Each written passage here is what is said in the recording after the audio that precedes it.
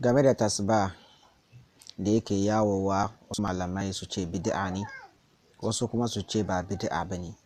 Ya kamata dai mu sani tasbah bid'a ne ga wurin 'yan bid'a, domin wasila ne, ya zama musu sauki, taimako ne, zai taimaka musu su yi bid'ansu da sauki. Sannan kuma sunna ne ga wurin 'yan sunna, saboda me ya taimaka maka kai kuma ka yi abin da annabi ya umarce ka. Amma kafin in yi magana filla-filla yadda malamai suke saɓani, ni ma kaɗan fahimta ta game da tasbah, iyakaci kaɗan da Allah ya sanashe ni.